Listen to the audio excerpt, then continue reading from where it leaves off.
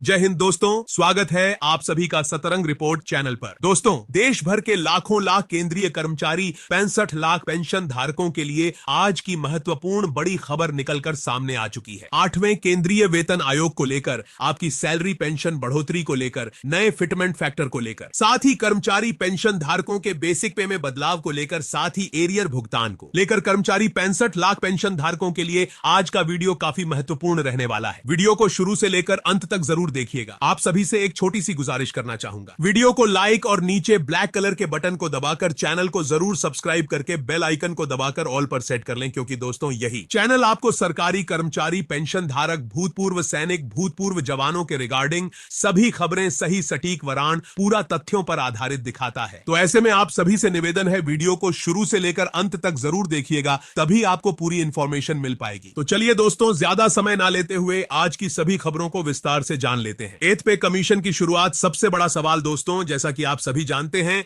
8th पे commission का कार्यकाल शुरू हो चुका है, यानी अब से आपकी पे और पेंशन दोनों ही 8th पे कमीशन के हिसाब से तय की जाएंगी। अब दोस्तों, आपके मन में सबसे बड़ा सवाल यही आ रहा होगा कि मेरी पेंशन कितनी बनेगी, मेरी पे कितनी होगी, एरियर कितना मिलेगा। दोस्तों, यह सवाल बिल्कुल जायज है, क्योंकि जो नई पेंशन बनेगी उसी के आधार पर आगे आपको एरियर का कैलकुलेशन करके भी सरकार के द्वारा भुगतान करके दिया जाएगा। आप सभी की जानकारी के लिए बता दें, ओल्ड बेसिक और न्यू बेसिक के डिफरेंस को ही एरियर के तौर पर आपको भुगतान किया जाएगा, यानी कि ओल्ड बेसिक अलग, न्यू बेसिक अलग, और दोनों का अंतर का जो पैसा बनेगा वो एरियर के रूप में आपको भुगतान भविष्य में करके दिया जाएगा। सरकार की ओर से हम क्या क्या जानने वाले हैं, 8th पे कमीशन का एस्टिमेटेड फिटमेंट फैक्टर क्या रहेगा, डीएडीआर के हिसाब से फिट फैक्टर कैसे निकलता है, सिपाही से लेकर ऑनरी कैप्टन तक का पे और पेंशन कितना बढ़ने वाला है यह भी आपको बताया जाएगा। ओआरओपी और लास्ट पे ड्रॉन दोनों का कंपैरिजन करके भी आपको बताया जाएगा। आपकी न्यू पेंशन कितनी बनेगी यह भी आपको बताया जाएगा। अब सबसे पहले बात कर लेते हैं 8th पे कमीशन में फिटमेंट फैक्टर कैसे निकलेगा। दोस्तों, फिटमेंट फैक्टर दो चीजों पर डिपेंड करता है, डीएडीआर के रेट पर, गवर्नमेंट इंक्रीज परसेंटेज पर, यानी कि दोस्तों महंगाई भत्ता, महंगाई राहत आपका 7वें वेतन आयोग में कितने आंकड़े पर खत्म होगा,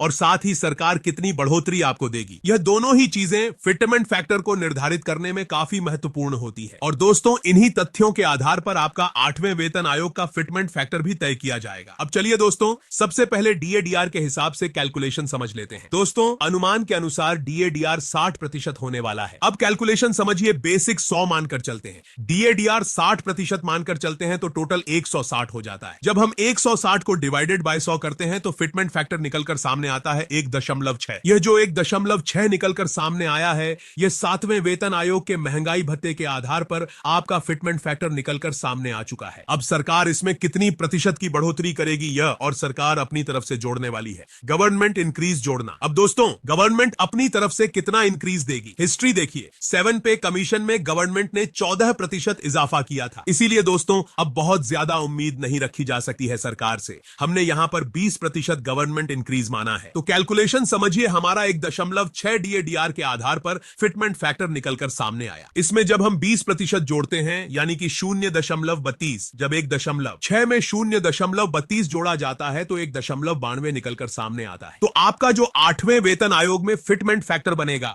वो 1.92 ही के आसपास ही रहने वाला है। फाइनल एस्टिमेटेड फिटमेंट फैक्टर आपका 1.92 ही माना जाएगा। यह फिटमेंट फैक्टर डीएडीआर 60% और गवर्नमेंट इंक्रीज 20% के आधार पर निकाला गया है। 2.57 या 2.8 फिटमेंट फैक्टर क्यों संभव नहीं है? 2.57 या 2.86 फिटमेंट फैक्टर तभी पॉसिबल है जब डीएडीआर बहुत ज्यादा होता, या गवर्नमेंट इंक्रीज 40 से 50% होता, या पे मैट्रिक्स सिस्टम को बदल दिया जाता। लेकिन ग्राउंड रियलिटी क्या है? बीजेपी गवर्नमेंट है, हिस्ट्री के अनुसार हाई इंक्रीज की संभावना बहुत कम है। इसलिए दोस्तों, रियलिस्टिक फिटमेंट फैक्टर आपका 8वें वेतन आयोग में 1.92 ही बनता है। अब चलिए दोस्तों, जान लेते हैं कि एक सिपाही से लेकर ऊंचे पद तक के रैंक वाले ऑफिसर्स की पेंशन में कितना बदलाव आने वाला है। 8वें वेतन आयोग के लागू हो जाने के बाद 1.92 फिटमेंट फैक्टर मानकर चलते हैं। 7th पे कमीशन में एक सिपाही की पेंशन है 23,125 लास्ट पे, ड्रॉन का 50%, तो 8th पे कमीशन में 1.92 फिटमेंट फैक्टर के आधार पर बढ़कर हो जाएगी 44,400। वहीं पर एक नायक की बात कर लेते हैं, तो लास्ट पे ड्रॉन 50%, 7th पे कमीशन पेंशन है 25,800। 50 8th पे कमीशन में यह पेंशन बढ़कर हो जाएगी 49,680।